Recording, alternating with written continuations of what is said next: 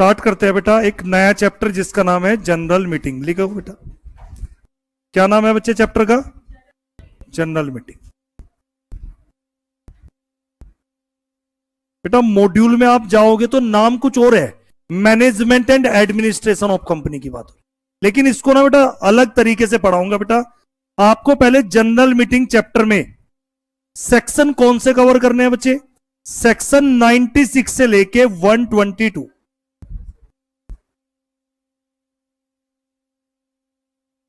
हाँ बच्चे, companies Act में सेक्शन कौन से है? 96 से लेके 122। साथ में बच्चे आपको पढ़ना है बेटा, एक नॉलेज होनी चाहिए SS2। ये SS क्या है? अकाउंटिंग स्टैंडर्ड सुना होगा, ऑडिटिंग स्टैंडर्ड सुना होगा, इस गरीब के भी कुछ है बेटा, सेक्रेटेरियल स्टैंडर्ड। जनरल मीटिंग पे बेटा क्या भी एप्लीकेबल होता है, मैंडेटरी है SS2। ICSI बनाता है बेटा क्या? Secretarial standard. तो जब भी आप चाहते हो जनरल मीटिंग की आपको परफेक्ट नॉलेज हो, वो सिर्फ कंपनी एक्ट से नहीं आएगी, वो किससे भी आएगी बेटा? साथ में आपको SS2 की समझ होनी चाहिए जो आपके कोर्स में नहीं है। तो इससे पहले ही क्या समझ लो, आप कभी भी परफेक्ट होने वाले नहीं हो। इसलिए बेटा आप सीए करने आए हो, मैं CS लॉ में एक्सपर्ट बनने के लिए आया हूं। तो अगर आप चाहते हो जनरल मीटिंग की एक्सपर्ट नॉलेज बेटा, कल को बेटा इंडस्ट्री में जाना चाहते हो, तो जनरल मीटिंग के लिए सेक्शन कौन से है कंपनी एक्ट के? सेक्शन 96 से लेके 122। और ये किसके है बच्चे? Companies act 2000। लेकिन साथ में जनरल मीटिंग के लिए एक मैंडेटरी सेक्रेटेरियल स्टैंडर्ड है SS2, पता होना चाहिए आपको। फिर हम बात करते हैं बच्चे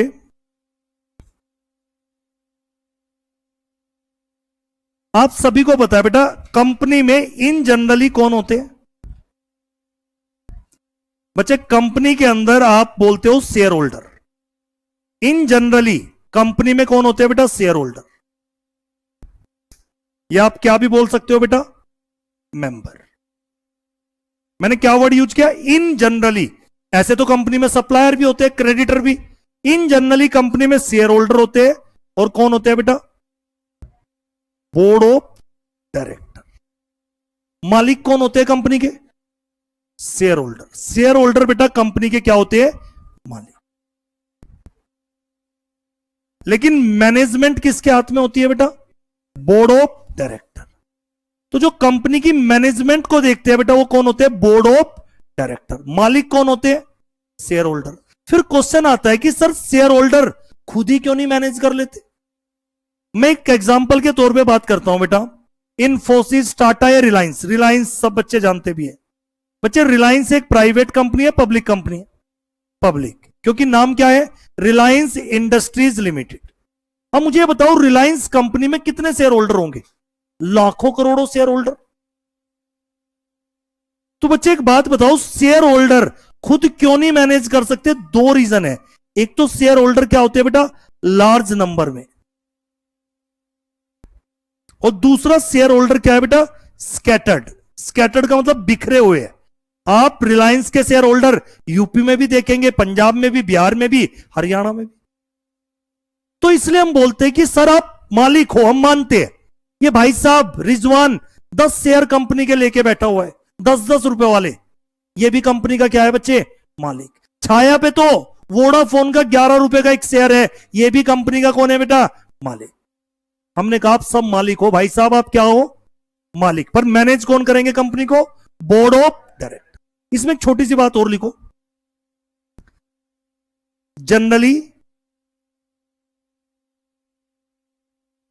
generally director is appointed, generally director is appointed by share holder.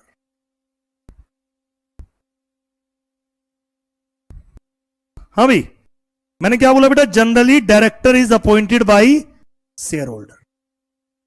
Generally director is appointed by save. Director को भी कौन अपॉइंट करते हैं? Share holder.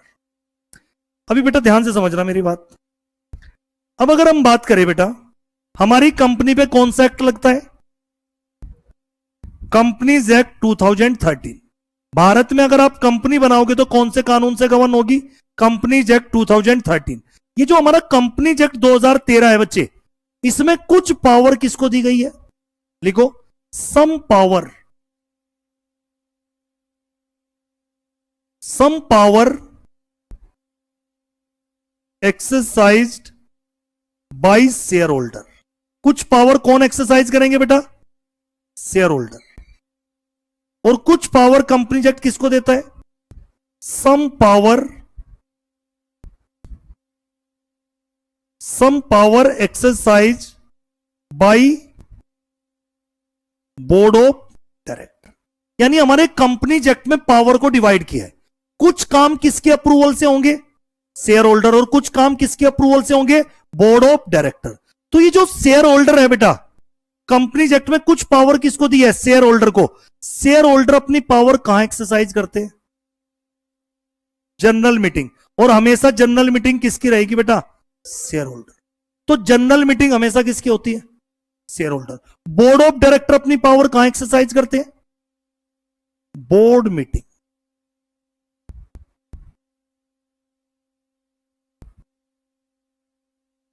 क्लियर? हाँ बेटा, शेयर होल्डर अपनी पावर कहां एक्सरसाइज करते हैं? जनरल मीटिंग में। अब आगे हम देखेंगे बेटा, जनरल मीटिंग भी दो तरीके की होती है। एक होती है annual general meeting. Annual general meeting जो साल में एक बार होगी, नाम से ही पता चल रहा है एजीएम। और दूसरी मीटिंग का नाम क्या होता है बेटा? एक्स्ट्रा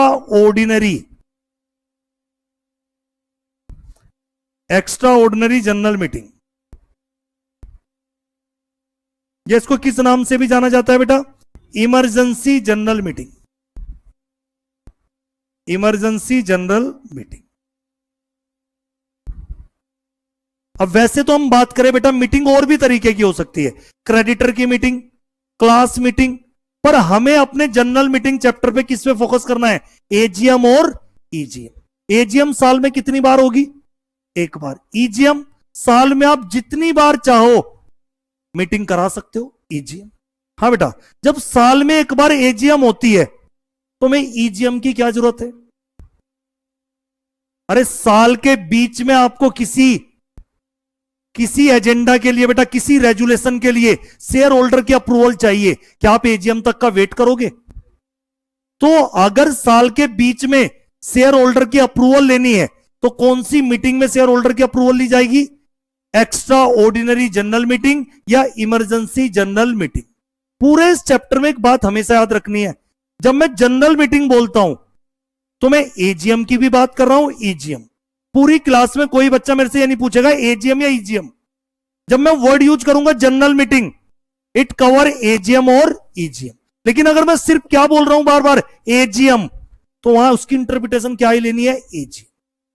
जब मैं इस चैप्टर में जनरल मीटिंग बोलूंगा, आप समझ जाना सर एजीएम की भी बात कर रहे हो, सर ईजीएम की। लेकिन अगर मैं खाली एजीएम को ही फोकस कर रहा हूं तो मैं सिर्फ वो सेक्शन में किसकी बात कर रहा हूं? एजीएम। क्लियर? फिर बेटा अगला क्वेश्चन आता है कि कंपनीज एक्ट 2013 में कुछ पावर किसको दी गई? Share holder. कुछ पावर किसको दी गई? Board of director. Share holder अपनी पावर कहां एक्सरसाइज करते हैं? जनरल मीटिंग में। और बोर्ड ऑफ डायरेक्टर अपनी पावर कहां एक्सरसाइज करते हैं बेटा? Board meeting. तो दो वर्ड क्लियर हो गए। जनरल मीटिंग हमेशा किसकी? Share holder. और बोर्ड मीटिंग किसकी? Board of director. अब ना एक बेस बनाते हैं, चैप्टर कैसे जाएगा, किस तरीके से हम चैप्टर पढ़ने जा रहे हैं। सारे बच्चे लिखे बेटा, असेंशियल एलिमेंट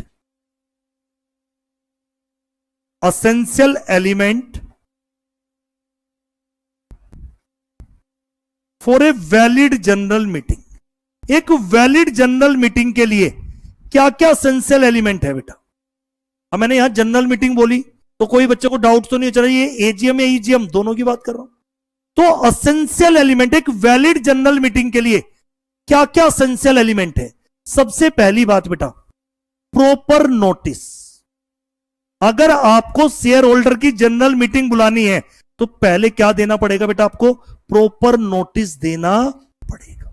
तो एक वैलिड जनरल मीटिंग बुलाने के लिए पहले क्या जाना चाहिए? Proper notice.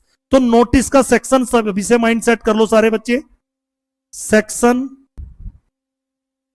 101 101 सेक्शन कौन सा है प्रॉपर नोटिस का बेटा? 101। तो कोई भी पूछे बेटा एक वैलिड जनरल मीटिंग के लिए सबसे पहले प्रॉपर नोटिस का जाना जरूरी है, और प्रॉपर नोटिस तभी माना जाएगा जब वो नोटिस कौन से सेक्शन के अकॉर्डिंग है? 101। और अगर मैं सिंपल भाषा में बात करूं अभी के लिए, नोटिस का मतलब बेटा 21 क्लियर डेज। कितने दिन का नोटिस जाना चाहिए? जब भी आप शेयर होल्डर की जनरल मीटिंग बुला रहे हो बच्चे, तो 21 क्लियर डेज का क्या जाना चाहिए बेटा? नोटिस। कितने दिन बोले मैंने? 21 या 21 क्लियर डेज।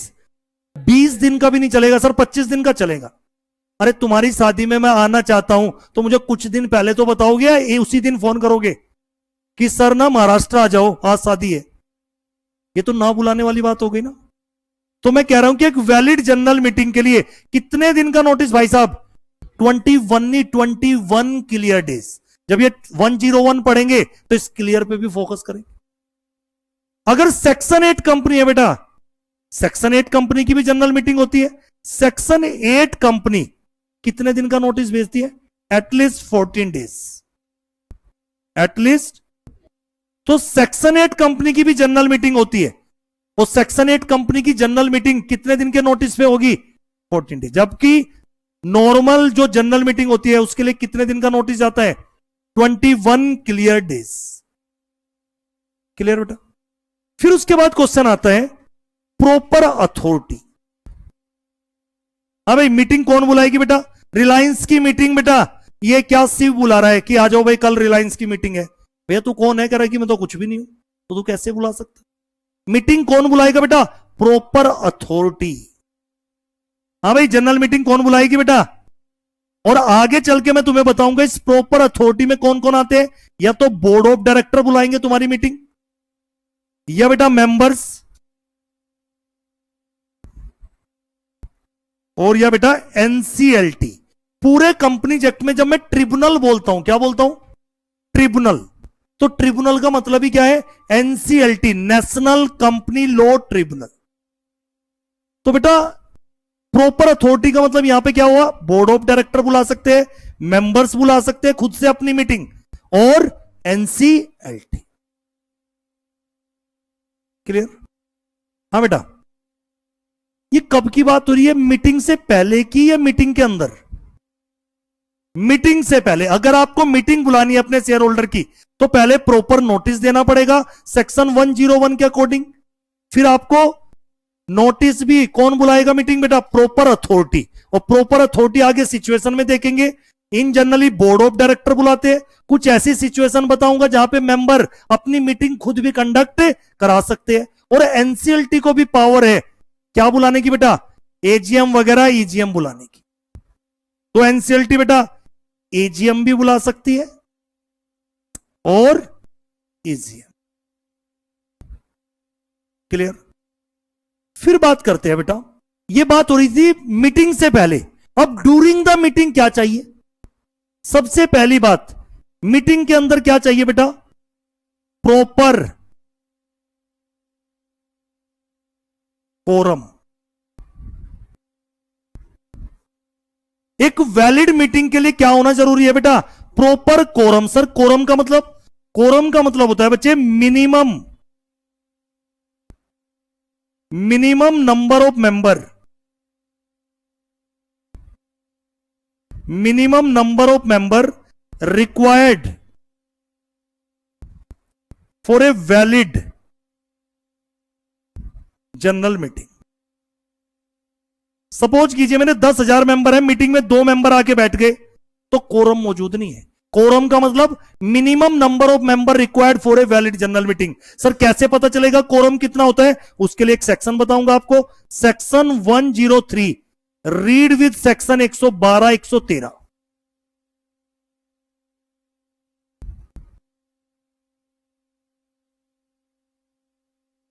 तो जब मैं कोरम पढ़ाऊंगा तो कौन से 3 सेक्शन मिला के पढ़ने हैं? 103 112 113। जब तीनों को कनेक्ट करके पढ़ोगे तब जाके पेपर में क्वेश्चन सोल्व होंगे, एक सेक्शन से नहीं होंगे। कनेक्टिविटी, चैप्टर की कनेक्टिविटी दूसरे चैप्टर के साथ, चैप्टर के सेक्शन की कनेक्टिविटी चैप्टर के दूसरे सेक्शन के साथ, उसको लो बोलते हैं। वरना तो क्या है बेटा, LOW।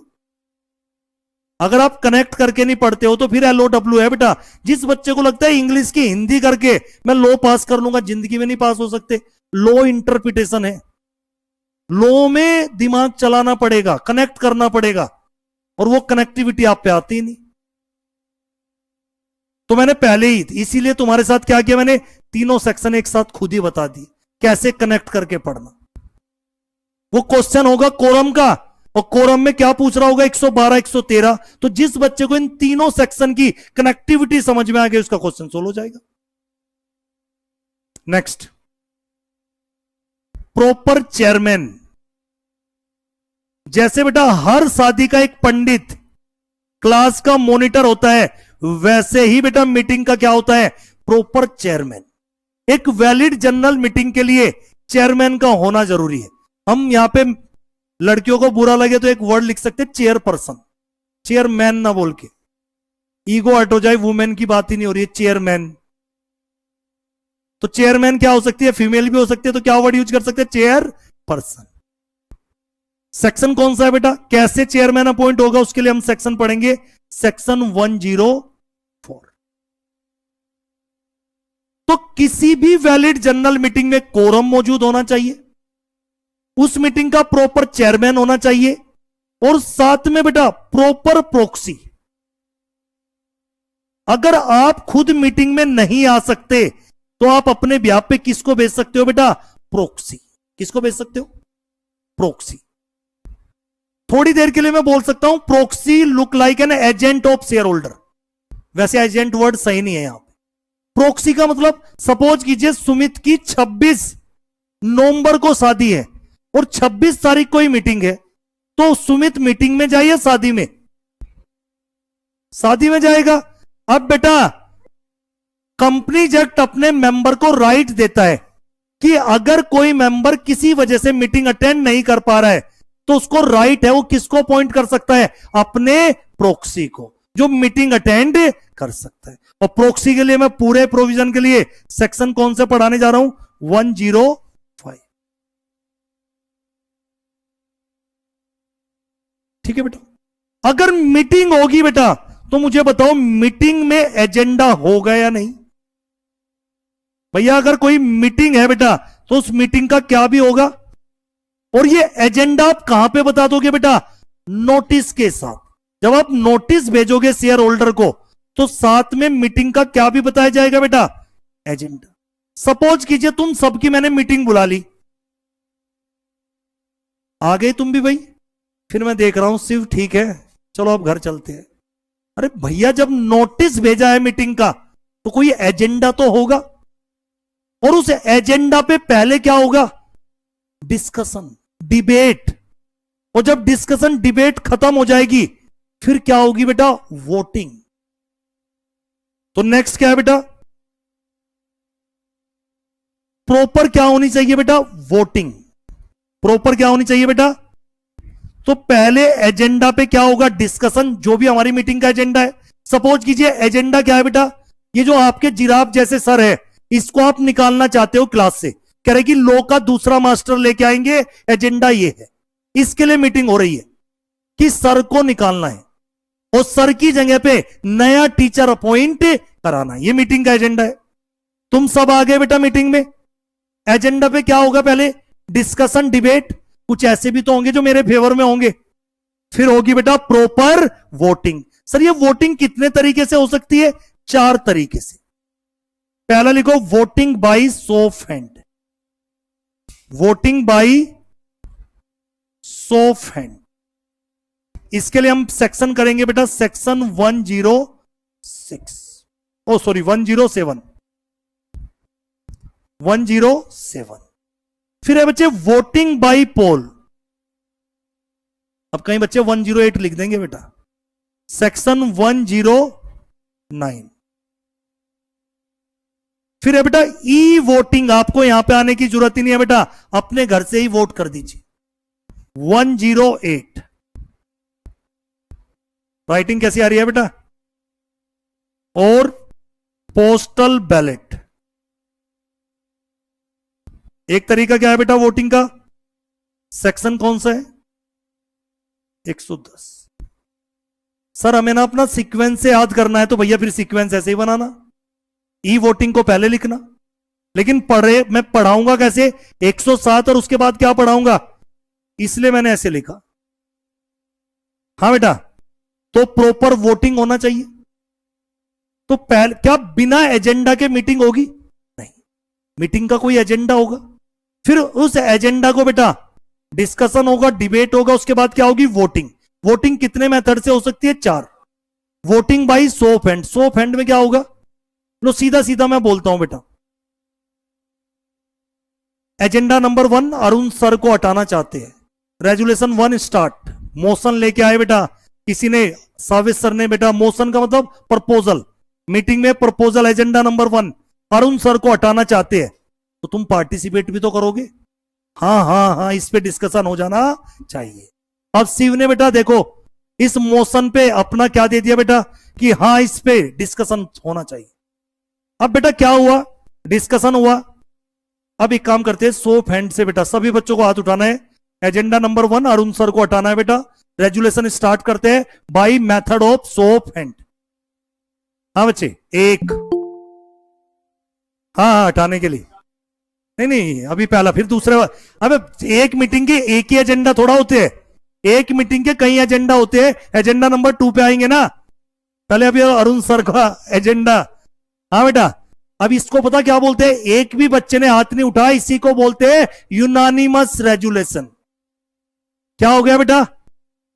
Unanimous resolution. यूनानिमस से फेल नहीं हुआ, पास हो गया, सब मेरे साथ है।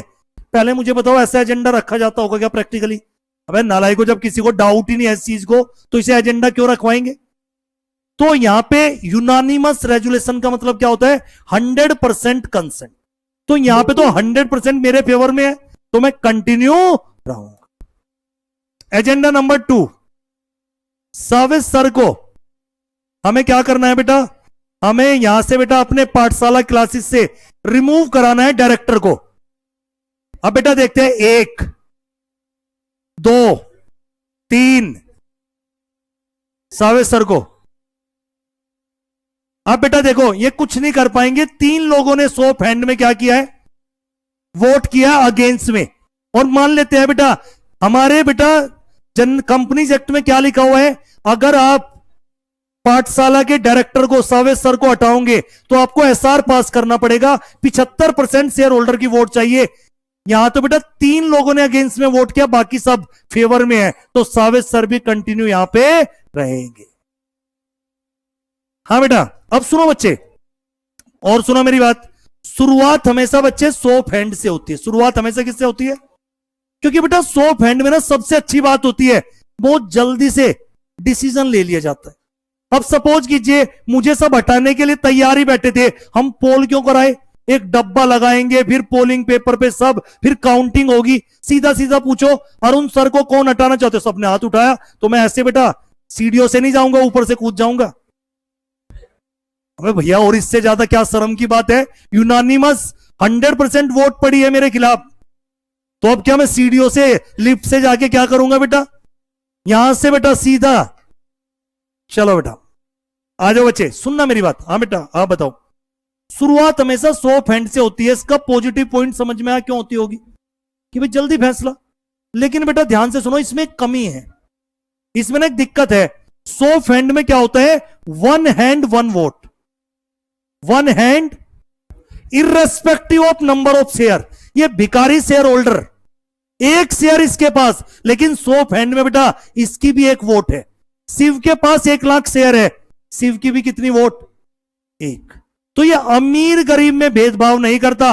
1 hand 1 vote irrespective of number of share. लेकिन इसमें एक दिक्कत भी है। क्या दिक्कत है बेटा? सपोज कीजिए शिव ने ना सर्विस सर के अगेंस्ट शो ऑफ हैंड में खुल के वोट किया, तो ये तो दिख रहा है अब। और सर्विस सर ने बेटा वो लो का डायलॉग मारा, तेरा परिवार बड़ा है, बाहर मेरा ट्रक खड़ा है, चलता ही। शो ऑफ हैंड में तो सामने पता चल गया ना किसने वोट अगेंस्ट में की। लेकिन जो अगर पोल होता तो सबने तो अपने पेपर पे लिखा था। अब पता क्या हुआ, मुझे ना 2 वोट मिली। कितनी वोट मिली फेवर में? जब मैं बच्चों से पूछ रहा हूं मैं इतना बुरा हूं, सुमित मैं इतना बुरा हूं, सर मैंने तो आपको ही वोट किया है। फिर इससे पूछता हूं, सर मैंने भी आपको, पूरी क्लास ने मुझे वोट किया, और वोट कितने मिले मुझे? इसमें पता तो नहीं चल पा रहा है ना बेटा किसने में 2 कौन है, लेकिन सो फैंड में तो जो पीछे लड़का बैठा हुआ है और शिव, और तीसरा कौन था, ये तीनों का पता चल गया। मैं प्रैक्टिकली थोड़ा समझो और समझो, चलो बेटा। हाँ बच्चे, सो फैंड में ऐसा भी तो हो सकता है बेटा, ये ना अपना चिराग बेटा, ये मतलब बेटा सो फैंड में मान लेते हमें 50% वोट चाहिए थी भाई, ध्यान से चलो, मोर देन 50% वोट चाहिए, 75। अब कई बार मुझे बताओ बहुत ज्यादा शेयर होल्डर बैठे हो और अब सो फैंड कराओ, कई बार ऐसा नहीं लगता यार इतनी वोट फेवर में लग रही है और इतनी अगेंस्ट में, सही तरीके से डिसीजन लेने में दिक्कत हो सकती है नहीं? ये चिराग तो बेटा मुझे हटाने के लिए ऑक्टोपस बाबा बन गया, पैरों को भी ऐसे कर रहा है, उसको भी काउंट कर दिया। और साइड में बेटा, साइड में अपने अभिनव को भी गन लगा के, चल बेटा हाथ उठा दोनों। बेटा बात समझो, इशू हो सकता है नहीं, देखो पोल में ना वोट पड़ी है तो एग्जैक्ट फिगर निकल के आएगी। सो फैंड में शिव ने बेटा ऐसे दोनों हाथ पीछे से, ये भी काउंट हो जाएंगे, पैरों को भी ऐसे, ये भी ऑक्टोपस बाबा बने हुए बेटा। तो सो फैंड के कुछ फायदे भी है, कुछ नुकसान। तो शुरुआत हमेशा रेजुलेशन जब भी पास होगा बेटा, शुरुआत हमेशा रेजुलेशन जब पास होगा कैसे होगा, सो फैंड। हाँ बच्चे, दूसरा क्या है, वोटिंग बाई पोल का मतलब 1 शेयर 1 वोट। हाँ भाई, तेरे 1 शेयर थे कंपनी में, कितनी वोट होगी तेरी? 1। ये सारे ना गरीब लोग बेटा मुझे हटाना चाहते हैं, 1-1 शेयर वाले, ये नंबर में तो बहुत ज्यादा दिख रहे हैं, और उन सर को हटा दो। हमने कहा पोल से होगा फैसला। शिव जैसे अमीर लोग जिनके पास 10 लाख शेयर है, तो कितनी वोट हो गई? 10 लाख। 1 शेयर 1 वोट, तो 10 लाख की कितनी वोट? और ये गरीब लोग नंबर में बहुत ज्यादा है, इनकी वोट ही 1 लाख है, ये मुझे हटा देंगे बेटा। तो पोल में देख रहे हो बेटा क्या बेनिफिट है, पोल में 1 शेयर 1 वोट, और सो फैंड में 1 hand 1 vote, irrespective of number of share,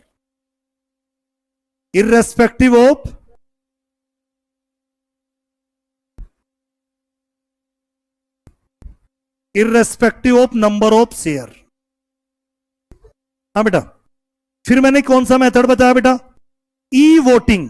हाँ बच्चे, ई वोटिंग क्या होता है बेटा, जितनी भी लिस्टेड कंपनी होती है, जितनी भी कौन सी कंपनी होती है, लिस्टेड कंपनी, और ऐसी कंपनी जिसमें 1000 से ज्यादा मेंबर हो, 1000 या उससे ज्यादा मेंबर हो। हाँ भाई शिव, लिस्टेड कंपनी को ई वोटिंग कराना मैंडेटरी है। लिस्टेड कंपनी क्या कराती है, और कौन सी कंपनी वोटिंग कराती है? ऐसी कंपनी जिसके मेंबर कितने हो बेटा, 1000 या उससे ज्यादा। क्या प्राइवेट कंपनी बेटा ई वोटिंग करा सकती है? क्योंकि प्राइवेट कंपनी में मैक्सिमम मेंबर ही कितने होते हैं, 200। तो फिर ये लिस्टेड के अलावा कौन सी कंपनी है, unlisted company, unlisted public company. भाई पब्लिक की भी 2 कैटेगरी, लिस्टेड और, तो अनलिस्टेड पब्लिक कंपनी में तो 1000 से ज्यादा मेंबर हो सकते हैं, तो वहां पे जो वोटिंग होगी वो कैसे होगी, ई वोटिंग। ई वोटिंग में क्या बेनिफिट होता है, आपको लॉगिन आईडी पासवर्ड दे दिया जाएगा, आप अपने घर से ही वोट कर सकते हैं। और एक क्या है बेटा, पोस्टल। बेटा ध्यान से सुनना, ई वोटिंग और पोस्टल बैलेट में आगे चल के तुम्हें डिटेल में बताऊंगा। ई वोटिंग के अंदर फिजिकल जनरल मीटिंग भी होती है, या तो आप अपने घर से वोट डाल दीजिए बेटा, अगर वोट नहीं कर पाए तो कहां के वोट कर सकते हो, लेकिन पोस्टल बैलेट में कोई फिजिकल जनरल मीटिंग नहीं होती। और पोस्टल बैलेट पूरे कंपनीज एक्ट में सेक्शन 110 में 10 रेजुलेशन ऐसे है बच्चे, कितने रेजुलेशन, पूरे कंपनीज एक्ट में 10 ऐसे रेजुलेशन है जो कौन से उससे पास होते हैं बेटा, पोस्टल बैलेट। याद करने का तरीका, सेक्शन 110 में 10 ऐसे रेजुलेशन है जो कैसे पास होंगे, पोस्टल बैलेट। अब ये मैं अभी पूरा चैप्टर नहीं, ये वर्ड को क्लियर नहीं कर रहा हूं, अभी तो सिर्फ आज बेस बन रहा है, यही सब ये चैप्टर होगा। आपको एक ओवरव्यू मिल रहा है पहले ही दिन, यही सब पढ़ाऊंगा, चैप्टर खत्म हो जाएगा। क्लियर बच्चे? उसके बाद बेटा जब आपकी मीटिंग वोटिंग वगैरह हो गई बेटा, फिर आपकी क्या बनेगी बेटा, मिनट्स बुक। हाँ भाई, जैसे मीटिंग हो गई बेटा, मीटिंग होने के बाद आपको क्या प्रिपेयर करनी है? एक प्रॉपर मिनट्स बुक बनानी पड़ेगी। कोई बच्चा बताएगा जब मिनट्स बुक बनती है वो कब बनेगी? ड्यूरिंग द मीटिंग या आफ्टर मीटिंग? After meeting. यानी मैं तुमसे अगर पूछूं बेटा, मीटिंग से पहले दो चीजें कौन सी होती है? प्रॉपर नोटिस, और मीटिंग कौन बुलाएगी? Proper authority. तो ये किसकी बात है बेटा? Prior meeting. और ये सारे पॉइंट किस में पढ़ेंगे हम? During the meeting. During the meeting क्या क्या चाहिए बेटा? मीटिंग के अंदर प्रॉपर कोरम होना चाहिए, प्रॉपर चेयरमैन होना चाहिए, प्रॉपर प्रोक्सी, प्रॉपर वोटिंग। और मीटिंग होने के बाद क्या बनाना जरूरी है बेटा? Minutes book. Sir minutes book क्या होती है? बेटा ध्यान से सुनो, हर मीटिंग की, शांत बेटा, हर मीटिंग की मिनट्स बुक बनती है। मैंने क्या बोला? हर मीटिंग की मिनट्स बुक बनती है। मैंने ये नहीं बोला हर जनरल मीटिंग की मिनट्स बुक बनती है। चाहे बोर्ड मीटिंग हो, चाहे क्रेडिटर की मीटिंग हो, चाहे कमेटी की मीटिंग हो, चाहे जनरल मीटिंग हो, हर मीटिंग की एक सेपरेट क्या बनती है? Minutes book. Sir minutes book में क्या लिखा जाता है? उस मीटिंग के अंदर जो हुआ उसका सारी रिकॉर्ड, उसकी इंफॉर्मेशन किसके अंदर होती है? Minutes book. और ये मिनट्स बुक ना बेटा इंटरनल रिकॉर्ड होते हैं कंपनी के। क्या होते हैं? और ये आपको परमानेंट संभाल के रखने होते, मैंडेटरी नहीं है, आरओसी को नहीं भेजना। ये क्या होते हैं? कंपनी के इंटरनल रिकॉर्ड्स। बेटा एक बात समझो, हाँ भाई साहब, मिनट्स बुक की अगर मैं बात करूं, चिराग एक बात बताओ, मिनट्स बुक हम क्यों बनाते हैं? Internal record. कई कंपनी ऐसी मिलेगी, भारत में 20 लाख कंपनी रजिस्टर्ड है और मोस्टली 95% कंपनी प्राइवेट कंपनी। और प्राइवेट कंपनी ना लो, कंपनी एक्ट को बहुत सीरियसली कंप्लायंस नहीं करती। लेकिन आप एक लिस्टेड कंपनी या बड़ी अनलिस्टेड कंपनी की बात करोगे, वो सारे सेबी के रूल रेगुलेशन भी फॉलो करते हैं, कंपनी एक्ट भी फॉलो करते हैं, सेक्रेटेरियल स्टैंडर्ड भी फॉलो करते हैं। तो असली लोग कहां देखने को मिलेगा आपको? Listed company. बेटा एक प्राइवेट कंपनी में कई बार क्या देखने को मिलता है? 7 साल की मिनट्स बुक बनवाई है। कितने साल की? क्यों बनवाई भाई? कल को बेटा कोई वेरिफिकेशन हो जाए, तुमसे कोई पूछ ले कि दिखाना अपनी मिनट्स बुक। अरे कोई और मीटिंग नहीं हुई होगी साल में, एजीएम तो जरूर हुई होगी हर साल। हर मीटिंग की क्या बनती है? Minutes book. तो ये मिनट्स बुक लोग क्यों बनवाते हैं बेटा? ताकि कल कोई बात आ जाए तो कोई हमसे कहे अपने इंटरनल रिकॉर्ड्स दिखाओ, तो वहां तो हमें बना के रखने, भेजनी नहीं है किसी को। तो कई बार तो लोग डर में कई कई साल की क्या बनवा लेते एक साथ ही। और जब कई साल की मैडम छाया आप मिनट्स बुक बना रहे होंगे, उसमें सबसे ज्यादा इंपॉर्टेंट क्या है? कैलेंडर। अरे आप तो फेक मिनट्स बुक बना रहे हो ना, आपको यह भी तो देखना है किस दिन मीटिंग करानी है, कितने दिन पहले नोटिस भेजना है, 26 जनवरी कौन से दिन कब मीटिंग है, थोड़ा सा देखना पड़ेगा नहीं? तो लोग कई कई साल की क्या भी बनवाते हैं बेटा? Minutes book. वैसे तो हर मीटिंग की क्या बननी चाहिए? Separate minutes book. Minutes book में क्या लिखा जाता है? जो मीटिंग के अंदर डिसीजन हुए थे उन सब का रिकॉर्ड किसके अंदर होता है? मिनट्स। अब सुनो बेटा एक बात,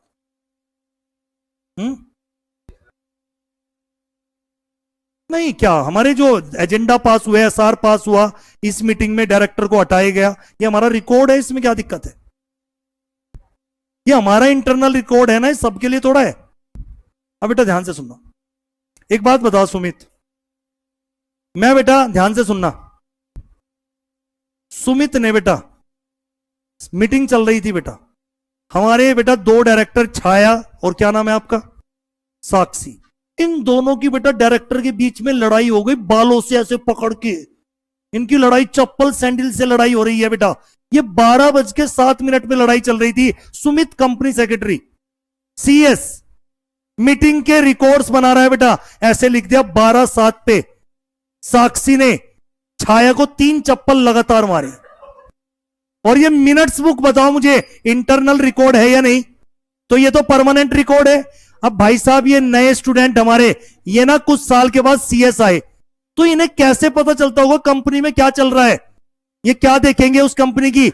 मिनट्स बुक। और मिनट्स बुक देख के बेटा ये न्यू स्टूडेंट छाया की तरफ अपने डायरेक्टर को देख के हंसे और फिर साक्षी की तरफ अपने हंसे। क्यों? इन्हें पता चल गया बेटा कि पिछली मीटिंग में इन्होंने क्या किया था। पहले मुझे बताओ, ऐसी बातें मिनट्स बुक में होनी चाहिए क्या? नहीं। आगे समझ गया बेटा। एक नया कंपनी सेक्रेटरी बेटा, उसको पता नहीं चल जाता होगा जब वो मिनट्स बुक पढ़ता होगा कि मीटिंग में क्या क्या डिसीजन लिए गए क्या। तो बेटा सारी चीजें मैं थोड़ा पूछूंगा, कहां से भी पता कर सकता हूं, मिनट्स बुक। हाँ बेटा, और मिनट्स बुक के लिए सेक्शन कौन क्या है बेटा, सेक्शन 118, 119, 120। मैं आज ही तुम्हें सेक्शन याद करने को बोल रहा हूं, जनरल मीटिंग के सारे सेक्शन याद करके आने हैं।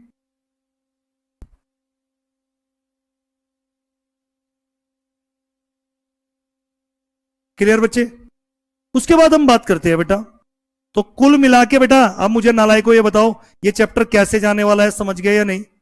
किसी दिन मैं नोटिस पढ़ाऊंगा, किसी दिन कोरम, किसी दिन चेयरमैन, किसी दिन मेथड ऑफ वोटिंग, फिर मिनट्स ऑफ बुक। यही तो चैप्टर है, ये पूरा चैप्टर है जिसपे हम डिस्कशन करेंगे। और थोड़ा सा रफली आइडिया आपको मैंने दे दिया। अभी बात करते हैं बेटा और कुछ सेक्शन, जल्दी से बताओ मुझे। नेक्स्ट लिखो types of general meeting. Types of, बेटा जनरल मीटिंग कितने तरीके की होती है। वैसे तो बेटा क्लास मीटिंग भी होती है, पर हम यहां पे सिर्फ किस पे फोकस करेंगे, AGM, annual general meeting.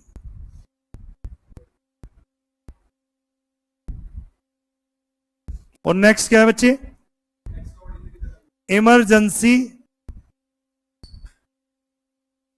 General meeting. हाँ बेटा, जब भी आप एजीएम पढ़ोगे तो 3 सेक्शन एक साथ पढ़ना, तब जाके एजीएम को लेके आप कॉन्फिडेंट रहोगे। सेक्शन 96, 97, 99 भी पढ़ना, और एक और सेक्शन पढ़ना 121। अब ये कह रहा है सीयू देखो मास्टर 99 से सीधा कहां पहुंच गया, 121। तो जब तुम भी चारों सेक्शन को, कभी भी वो कंफ्यूज नहीं कर पाएगा। तो बेटा जनरल एजीएम के अंदर कौन से सेक्शन को पढ़ना है, 96, 97, 99। और इमरजेंसी जनरल मीटिंग जिसको हम ईजीएम भी बोलते हैं प्यार से, इसके लिए कौन सा सेक्शन, सेक्शन 100 प्लस 98। सुमित कहेगा मास्टर पागल हो गया, पहले 98 आता है, लेकिन पहले क्या पढ़ना है और फिर क्या पढ़ना है, 90। क्लियर। ये भी एक माइंड मेकअप बन गया कैसे चैप्टर चलने वाला है। फिर उसके बाद हम बात करते हैं बेटा, हाँ भाई यहां तक बताओ किसी को डाउट। चलो अब आ जाते हैं बेटा, जनरल मीटिंग हमेशा किसकी होती है बच्चे, जनरल मीटिंग हमेशा किसकी होती है, शेयर होल्डर।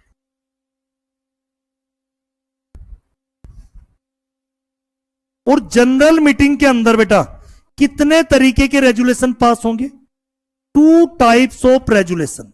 बेटा जनरल मीटिंग में 2 तरीके के रेजुलेशन पास होते हैं, 2 type of resolution, 2 type of resolution pass in general meeting. बेटा आज का पहला सेक्शन स्टार्ट हो गया यहां से। सर हम तो सोच रहे थे 96 से चलेगा, नहीं, पहला सेक्शन कौन सा स्टार्ट कर रहा हूं, सेक्शन 114। कौन सा सेक्शन स्टार्ट किया बेटा, तो 2 तरीके के रेजुलेशन पास होते हैं जनरल मीटिंग में। एक को हम क्या बोलते हैं बच्चे, ऑर्डिनरी रेजुलेशन, ऑर्डिनरी रेजुलेशन। और एक क्या होता है बेटा, special resolution.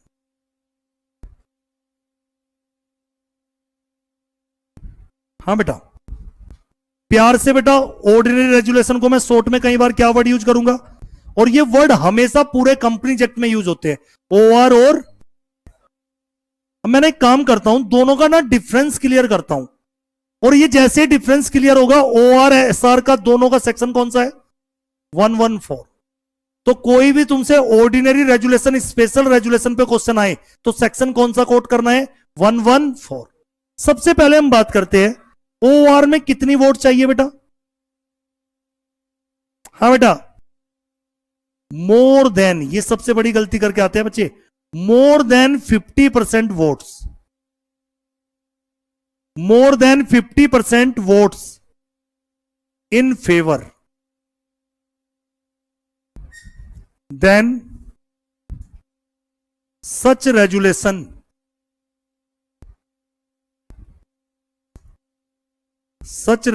will be passed. हाँ बेटा, एसआर में कितनी वोट चाहिए? 75 लिखा है तुम्हारे मॉड्यूल में, 3 टाइम्स लिखा हुआ है, 3 टाइम्स वोट इन फेवर. मैं सिंपल क्या कर देता हूं बेटा, 75 यहां पे, और वहां पे क्या गलती करते हो, यहां लिखा है मोर देन 50, और यहां पे 75 भी, और 75 और more votes in favour. SR में 3 टाइम्स ही तो 75 होता है. 3 टाइम्स वोट्स इन फेवर, उसी को तो 75% बोलते हैं. मॉड्यूल में क्या लैंग्वेज लिखी है, 3 टाइम्स आ जाए तो कंफ्यूज मत होना. 75% और more votes in favour, then such resolution will be pass, otherwise such resolution will be fail.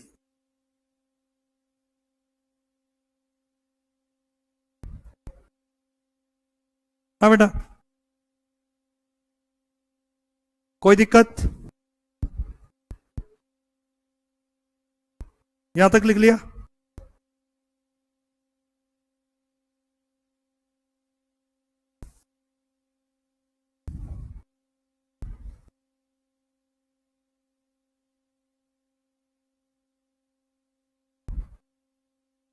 बेटा ओआर के केस में डेडलॉक लग सकता है, डेडलॉक पॉसिबल. हाँ बेटा, ओआर में क्या लग सकता है, यहां पे डेडलॉक को मैं क्रॉस कर रहा हूं बेटा, डेडलॉक नॉट पॉसिबल. कैसे बेटा, एक बात बताओ, मीटिंग में 100 मेंबर आए, कितने मेंबर आए? अब 50 तो फेवर में है और 50 क्या है बेटा, इस सिचुएशन को हम क्या बोलेंगे, डेडलॉक. वोट कितनी चाहिए थी, मोर देन 50%, तो डेडलॉक लग गया. ऐसी सिचुएशन में बेटा अगर डेडलॉक लग गया बेटा, सो चेयरमैन हैव पावर. हर मीटिंग का कौन होता है बेटा, chairman have power to casting his vote. अब ये डेडलॉक कैसे रिजोल्व होगा बेटा, चेयरमैन जिस भी तरफ वोट कर देगा, अगर वो फेवर वालों के साथ चेयरमैन लग जाता है बेटा कि नहीं मैं फेवर वालों के साथ हूं, रेजुलेशन पास. अगर वो अगेंस्ट वालों के साथ है, रेजुलेशन फेल. तो ऑर्डिनरी रेजुलेशन में डेडलॉक पॉसिबल है. अगर डेडलॉक लग जाता है 50 मेंबर फेवर में 50 अगेंस्ट में, तो ये तो डेडलॉक हो गया, मोर देन 50 तो है नहीं. लेकिन इस सिचुएशन को रिजोल्व कौन कर सकता है, हर मीटिंग का चेयरमैन होता है, तो chairman have power to casting his vote. अब चेयरमैन को वोट करनी है, अगर वो फेवर वालों की तरफ वोट कर देता है, रेजुलेशन पास. अगर वो अगेंस्ट वालों के, तो रेजुलेशन. तो कौन डिसाइड करेगा, तो एक वर्ड बोला जाता है, chairman have power to casting his vote.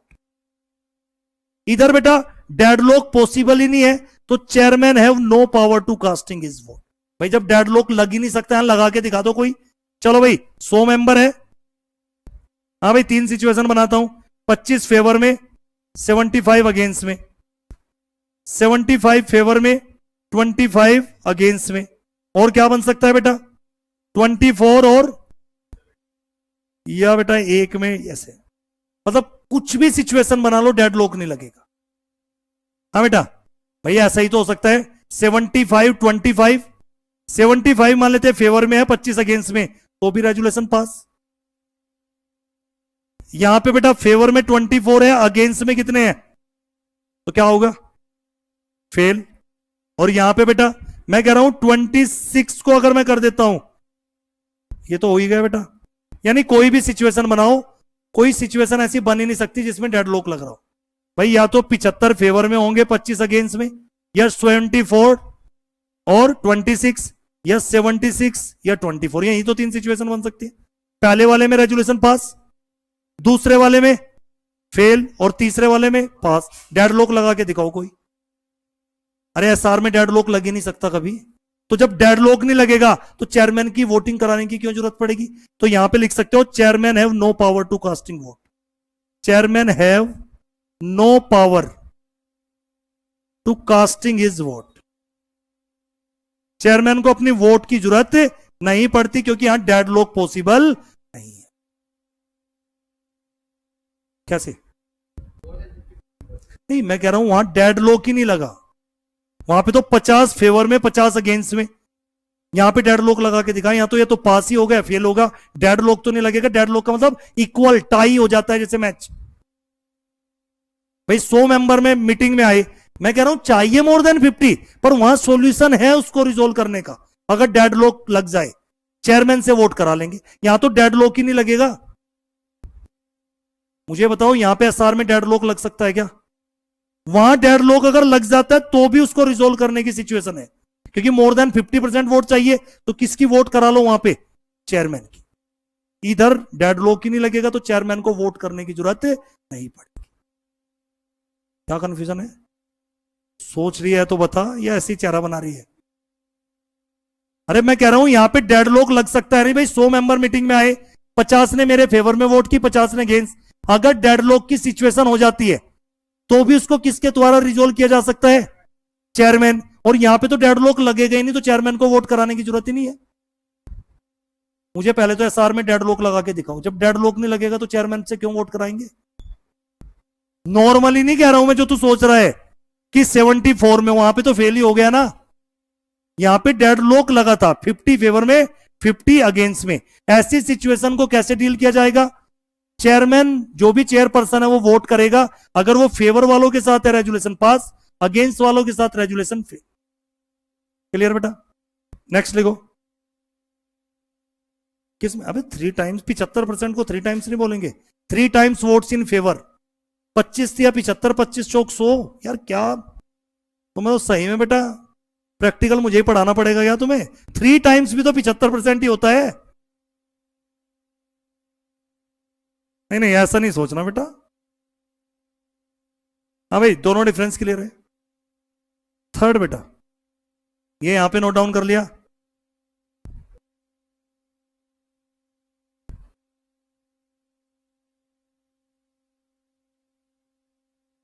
Next बेटा,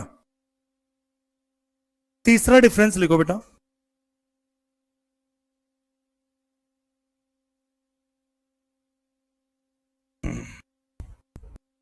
हाँ बेटा, ऑर्डिनरी पूरे कंपनी एक्ट में कहां पे ऑर्डिनरी रेजुलेशन की बात है बेटा? ध्यान से सुनो। ऑर्डिनरी रेजुलेशन और किसकी बात हो रही है बेटा? कुछ एग्जांपल बता रहा हूं मैं। हाँ बच्चे, पूरे कंपनी एक्ट में कहीं पे ओआर पास होता है, कहीं पे एसआर। सर मुझे कैसे पता चलेगा कहां पे ओआर पास होता है कहां पे एसआर? कंपनी एक्ट तुम्हें खुद बताएगा। किसी मैटर पे जनरल मीटिंग में ओआर पास होगा, किसी मैटर पे एसआर। अगर लॉ मेकर साइलेंट हो और वहां पे सिर्फ लिखा हो रेजुलेशन, तो हमेशा क्या प्रिज्यूम करना है? ओआर। जैसे कुछ एग्जांपल तुम्हें तो अभी नहीं पता, लेकिन मैं कह रहा हूं तुम्हें क्यों नहीं पता, तुम्हें पता होना चाहिए, पहला चैप्टर पढ़ चुके हो। जल्दी से बताना कौन सा केस तुमने ओआर का पढ़ा? Alteration of share capital. और देखता हूं पूरी क्लास में कौन पढ़ रहा है बेटा। कोई पूरे सेकंड चैप्टर में मुझे एक और केस बताओ। Rectification of name, change of name नहीं, rectification of name. Rectification of name किसी को याद नहीं आ रहा हो तो सेक्शन याद दिला दूं, section 16। Alteration of share capital आगे पढ़ेंगे सेक्शन 61। और कहीं कंपनी एक्ट में जहां ओआर पास होता हो, ये तो तुम बता सकते थे, तुम्हारे रेंज में थे। और ओआर में बता देता हूं, इशू ऑफ बोनस शेयर। अगर कोई कंपनी क्या इशू करना चाहती है? Bonus share. चलो ये 3 एग्जांपल बहुत है पेपर के लिए। जब पूरा कंपनी एक्ट पढ़ लोगे तो दुनिया भर के एग्जांपल लिख के आओगे। जब तुमने पढ़ाई नहीं अभी तो ओआर के एग्जांपल देके फायदा भी क्या? एसआर बताओ जल्दी से। ऑल्ट्रेशन ऑफ एमओए,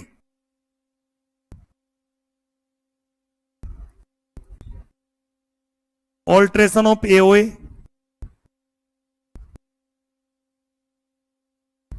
और कहीं एसआर? एंट्रेंचमेंट में, अगर एंट्रेंचमेंट को क्या करना चाहती है पब्लिक कंपनी, कॉन्स्टिट्यूट करना चाहती है एग्जिस्टिंग कंपनी।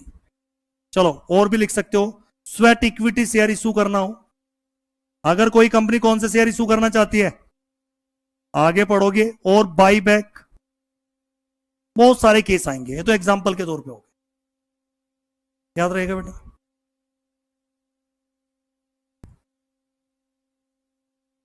क्लियर बेटा? यहां पे अगर और भी बात करें हम बेटा, मुझे बताओ जनरल मीटिंग में, जब भी जनरल मीटिंग होगी उसका क्या जाएगा?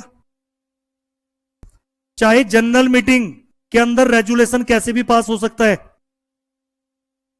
भाई, जनरल मीटिंग में जो रेजुलेशन पास होगा वो कैसे भी हो सकता है resolution pass, by passing OR. चाहे ओआर से रेजुलेशन पास हो, जनरल मीटिंग का नोटिस तब भी जाएगा चाहे रेजुलेशन कैसे पास होने जा रहा है, रेजुलेशन बाई पासिंग। अब सुनना मेरी बात, हाँ भाई, जनरल मीटिंग का नोटिस तो हमेशा जाएगा शेयर होल्डर को। जनरल मीटिंग का एजेंडा भी पता होगा और आपको यह भी पता होगा कि यहां पे ओआर पास होगा या एसआर, क्योंकि जब तुम वोटिंग करोगे तो कहीं पे ओआर पास होगा, कहीं पे एसआर।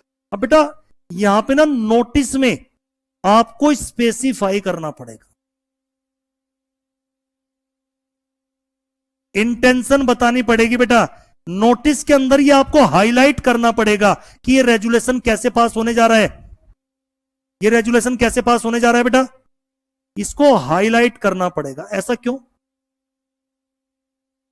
यानी नोटिस तो दोनों का जाएगा, चाहे जनरल मीटिंग में ओआर पास हो चाहे, लेकिन जब आप एसआर से रिलेटेड नोटिस भेज रहे हो उस नोटिस में आपको यह स्पेसिफाई करना है कि यहां पे रेजुलेशन कैसे पास होगा, एसआर से। ऐसा क्यों? यानी लॉ मेकर यह चाहता है कि यहां ज्यादा शेयर होल्डर की वोट चाहिए, 75% शेयर होल्डर की वोट चाहिए, तो तुम कोशिश करो ज्यादा से ज्यादा लोग मीटिंग अटेंड करने की। यहां पे अप्रूवल किसकी चाहिए? 75%। यानी जनरल मीटिंग का नोटिस तो चाहे ओआर पास हो, चाहे रेजुलेशन ओआर हो, चाहे एसआर, दोनों का नोटिस जाएगा। लेकिन जब एसआर का नोटिस जाएगा तो उसमें यह बात स्पेसिफाई होगी कि यह रेजुलेशन कैसे पास होगा, एसआर से। इसके थ्रू आप क्या बताना चाहते हो बेटा? कि शेयर होल्डर को मीटिंग अटेंड करने आना चाहिए, क्योंकि यहां पे कितने परसेंट शेयर होल्डर की वोट चाहिए? 75% और मोर। तो यहां बेटा एक बात बताओ, जहां 75% शेयर होल्डर की अप्रूवल चाहिए, वो एजेंडा छोटा होगा या बड़ा होगा? लॉ मेकर ने भी तो सोच समझ के कहीं पे ओआर लिखा होगा, कहीं पे ऐसा।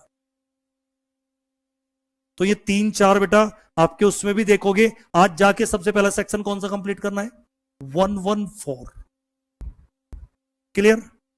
Section clear? एक बार ना याद कराओ नोटिस का सेक्शन 101। हाँ भाई, कोरम का section 103, read with 112 113, chairman 104, proxy 105, method of voting 4, show of hand 107, poll 109, e voting 108, postal ballot 110, minutes के सेक्शन 118 119 120।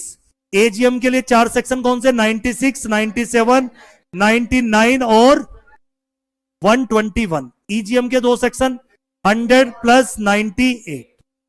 चलो नेक्स्ट लिखो बेटा, नेक्स्ट बेटा।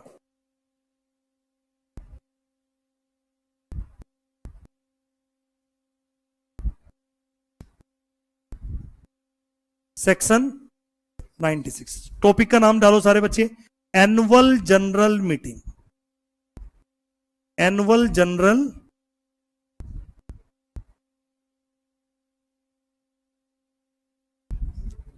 Annual general meeting. सेक्शन कौन कौन से बताए मैंने बेटा?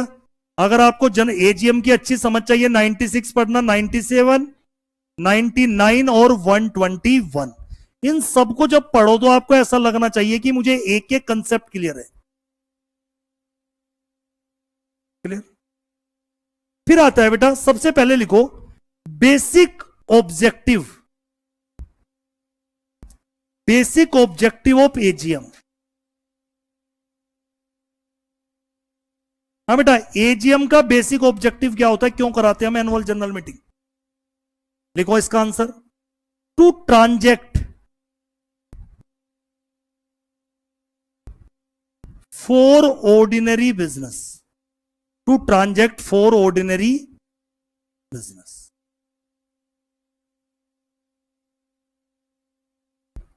To transact for ordinary business. बेटा कंपनीज एक्ट में एक सबसे बड़ी गलती जो बच्चों से होती है बेटा, जब मैं बोलता हूं कंपनीज एक्ट में 4 बिजनेस तो क्या होते हैं कंपनीज एक्ट में? Ordinary business. 4 बिजनेस क्या होते हैं पूरे कंपनीज एक्ट में? अगर किसी को 4 ऑर्डिनरी बिजनेस याद हो गए, ऑटोमेटिकली उसे कौन से बिजनेस, अदर बिजनेस क्या होंगे बेटा? अदर बिजनेस को हम क्या बोलेंगे? Special business. कंपनीज एक्ट में 4 बिजनेस क्या है बेटा? ऑर्डिनरी। और बाकी सारे बिजनेस क्या है? स्पेशल। पेपर में क्वेश्चन क्या भी बनेगा यहां से, पता तुमसे कहां गलती होगी? वो पूछ रहा है तुमसे difference between ordinary business and special business, और तिवारी लिखा आ रहा है ऑर्डिनरी रेजुलेशन स्पेशल रेजुलेशन। तो यहां पे डिफरेंस क्या बनेगा बेटा? Difference between ordinary business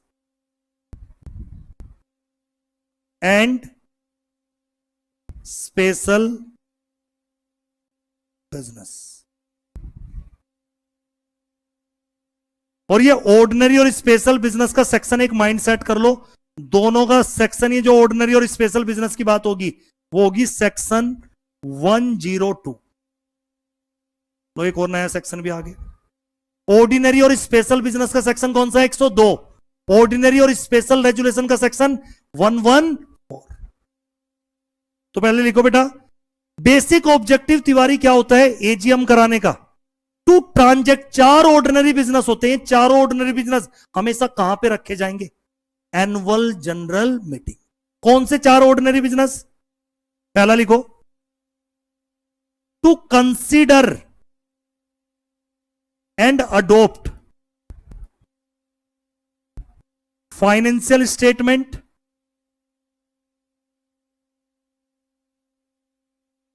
board report,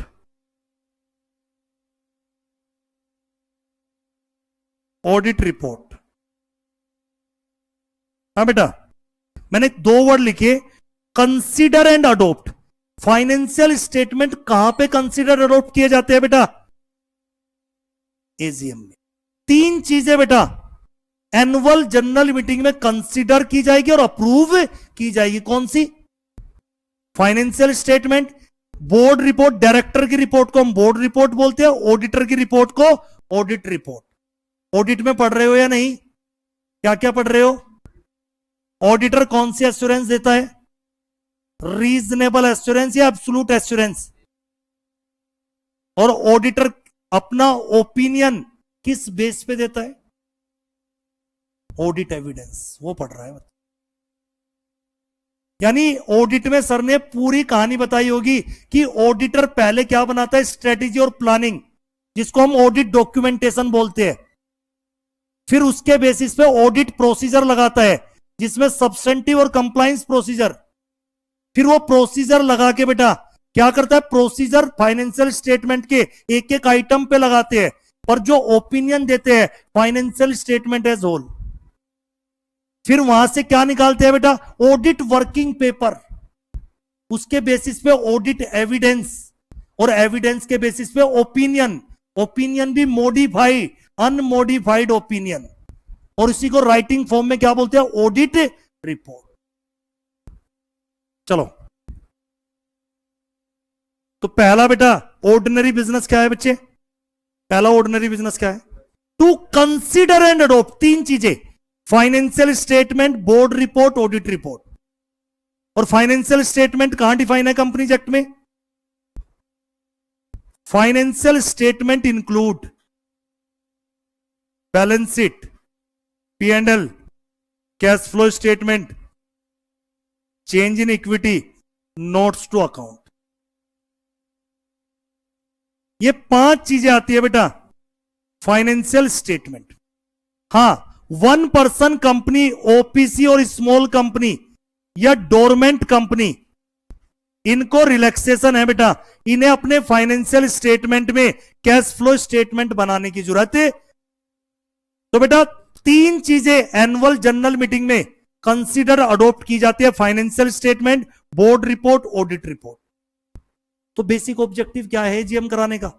financial statement, board report, audit report को कंसीडर अडॉप्ट कहां किया जाएगा? एजीएम में।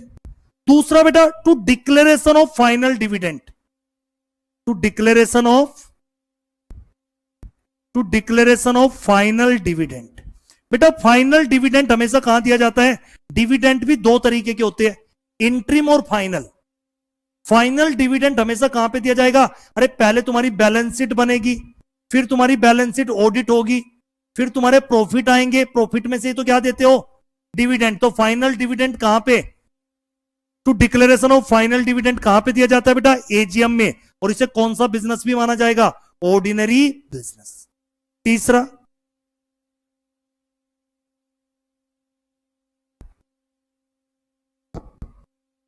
To appointment and fixing the remuneration of auditor. आगे चल के ना बेटा ऑडिटर भी दो तरीके के होते हैं, एक फर्स्ट ऑडिटर, एक सब्सिक्वेंट ऑडिटर। यहां पे जो मैं बात कर रहा हूं वो पहले ऑडिटर की बात नहीं कर रहा हूं, आगे जब चैप्टर पढ़ाऊंगा तब समझ में आएगा। अभी तो कोई सा भी ऑडिटर समझ लो।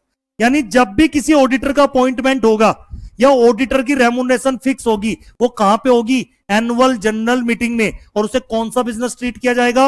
Ordinary business. हाँ बेटा मैंने क्या बोला?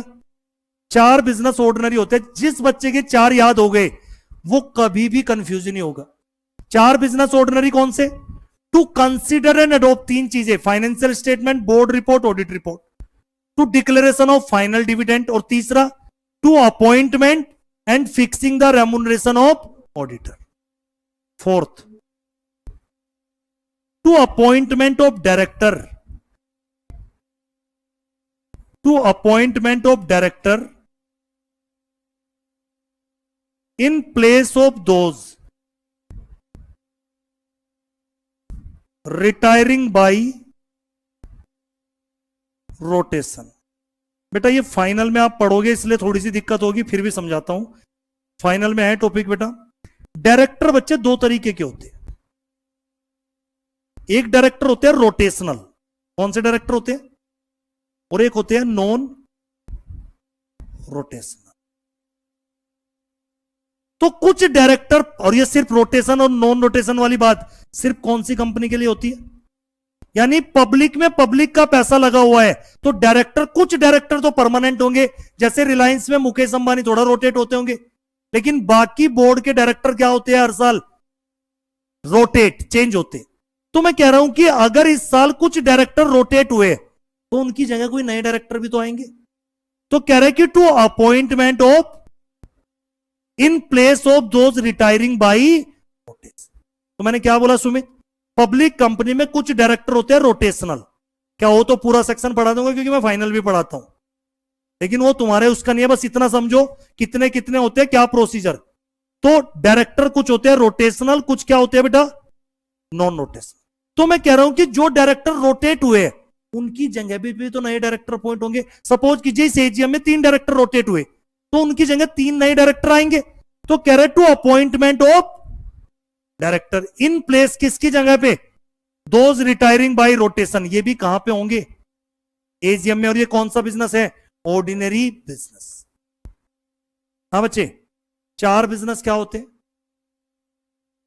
4 बिजनेस ऑर्डिनरी, बाकी सारे। तो इसी के साथ हम एक थोड़ा सा डिफरेंस भी बना लेते हैं। किसका बेटा? किसका डिफरेंस कर सकते हैं यहीं पे? Ordinary business,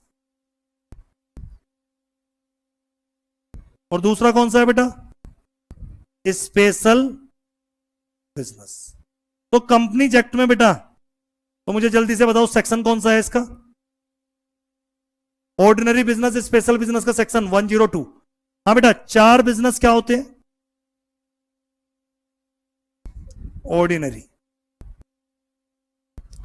other than 4 ordinary business. मान लिए जाएंगे बेटा deemed to be special business. हाँ बच्चे, ये 4 ऑर्डिनरी बिजनेस ये हमेशा कहां पे ट्रांजैक्ट होंगे? कहां पे? एजीएम। अब सुनना मेरी बात। हाँ भाई साहब चिराग, 4 बिजनेस कहां पे रखे जाएंगे? एजीएम में। और अगर इसके अलावा कोई अदर बिजनेस, बेटा एक बात बताओ, हमारी एजीएम होने जा रही है, क्या एजीएम का एक ही एजेंडा होगा, एक से ज्यादा भी हो सकते? मान लेते 4 बिजनेस तो ऐसे है जो ऑर्डिनरी है, और 3 बिजनेस क्या है बेटा? तो एजीएम में 4 बिजनेस तो ऑर्डिनरी होंगे, और एजीएम के अंदर ऑल अदर बिजनेस, 4 बिजनेस के अलावा अगर आप एजीएम में रख रहे हो बेटा, all other business are special business. पता नहीं कितनों की बात समझ में आई नहीं? मैंने कहा एजीएम के अंदर जरूरी नहीं सिर्फ ऑर्डिनरी बिजनेस ट्रांजैक्ट होते हैं, एजीएम के अंदर क्या भी होते हैं बेटा? स्पेशल बिजनेस भी ट्रांजैक्ट होते हैं। 4 बिजनेस एजीएम के अंदर आपने रखे तो वो ऑर्डिनरी है, उन 4 के अलावा कोई और बिजनेस आपने ट्रांजैक्ट किया एजीएम में, उसे क्या ट्रीट किया जाएगा? स्पेशल। और ईजीएम के अंदर बेटा सारे ही बिजनेस क्या होते हैं? स्पेशल। फिर दोबारा सुनो, मैं कह रहा हूं 4 बिजनेस क्या है हमारे? ऑर्डिनरी। चारों के नाम याद कर लोगे। To consider and adopt financial statement, board report, audit report, to declaration of final dividend. तीसरा, to appointment and fixing the remuneration of auditor, to appointment of director in place of those retiring by rotation. ये 4 business क्या है? हाँ भाई सुमित, तेरे से paper में पूछता है, हमारी कंपनी बाई बैक करना चाहती है, ऑर्डिनरी बिजनेस स्पेशल। हमारी कंपनी मेमोरेंडम ऑल्टर करना चाहती है, हमारी कंपनी शिफ्टिंग ऑफ रजिस्टर्ड, हमारी कंपनी बोनस शेयर इशू करना चाहती है। अरे कुछ भी बोले, कंफ्यूज नहीं होना। 4 बिजनेस क्या है और बाकी सारे? तो कोई इसमें कंफ्यूजन है क्या? क्या एजीएम के अंदर सिर्फ 4 बिजनेस ही ट्रांजैक्ट होते हैं? किसने कहा? ये 4 बिजनेस ऑर्डिनरी है। एजीएम में तुम बाकी कोई और बिजनेस भी रख सकते हो, लेकिन वो बाकी बिजनेस को क्या कंसीडर किया जाएगा?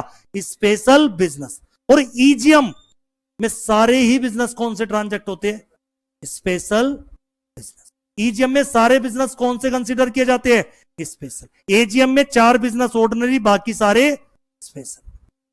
हमें बात समझ में आई या नहीं? हाँ बेटा, एक और जो बच्चों को गलत फहमी है बेटा, ऑर्डिनरी बिजनेस में ओआर पास होता है, ये इत्तिफाक है। ये 4 जो ऑर्डिनरी बिजनेस है ना, अब कुछ मैडम ने पता क्या रट्टा लगा के जाएगी, ordinary business OR, special business SR. ऐसा नहीं। ये जो 4 ऑर्डिनरी बिजनेस है बेटा, ये कैसे पास होंगे? कौन से रेजुलेशन से? जबकि स्पेशल बिजनेस ओआर से भी पास हो सकता है। और अभी बताता हूं तुमसे, मेमोरेंडम ऑल्टर करना है, एसआर ओआर, कौन सा बिजनेस है? शेयर कैपिटल ऑल्टर बिजनेस कौन सा है?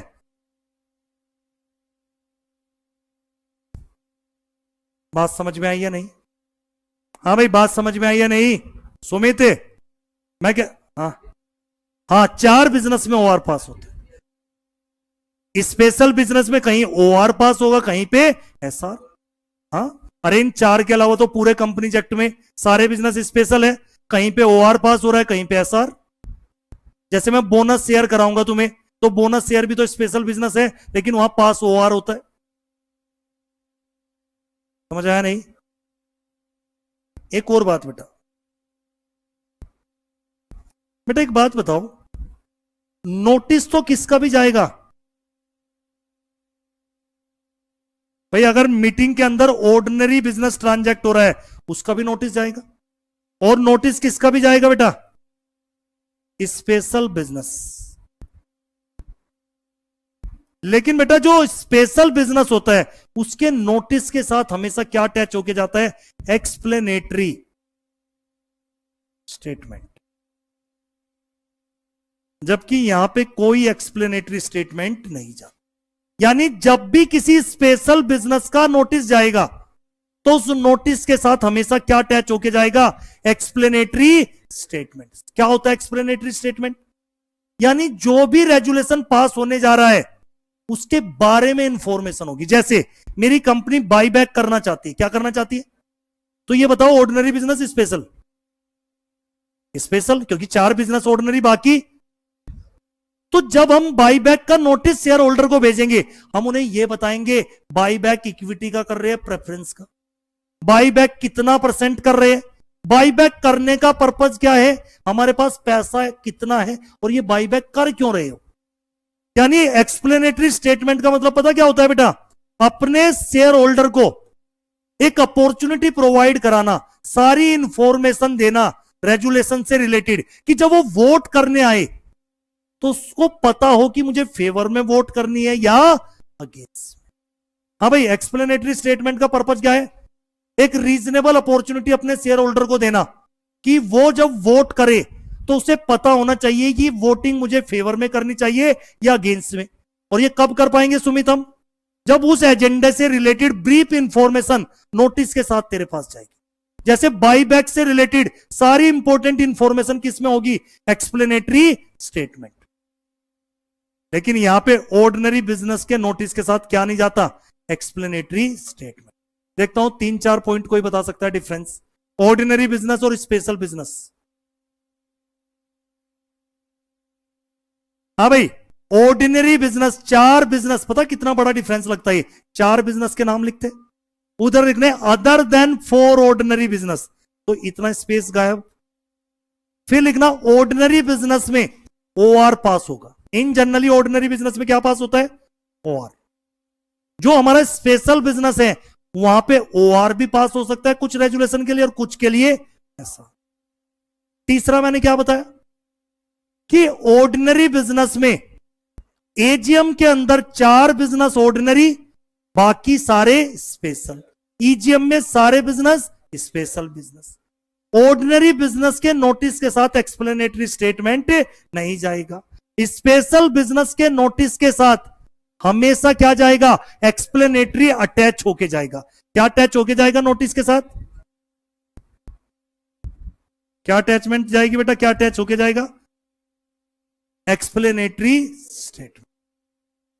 किसको? कंपनी सेक्रेटरी नोटिस भेजेंगे, कोई भी कंपनी का ऑफिसर जिसकी रेस्पॉन्सिबिलिटी थी नोटिस वगैरह भेजनी है। ठीक है, बात बताओ समझ में आई या नहीं? पक्का? तो कुछ चीजें जैसे ordinary business, special business, ordinary resolution, special resolution, basic objective of AGM, यहां तक हमने देखा। तो ये हल्का सा एक आज इंट्रो टाइप था बेटा, कुछ आया समझ में नहीं? मैं तुम तो बिल्कुल ना, तुम्हें किसी भी लेवल पे पढ़ा लो तुम्हें एक जैसे लगते हो। पिछले चैप्टर में भी तुम ऐसे फील कर रहे थे, मुझे लगा थोड़ा लिखवा के करा तुम में थोड़ा सा वो होगा तब भी छाया। अरे बेटा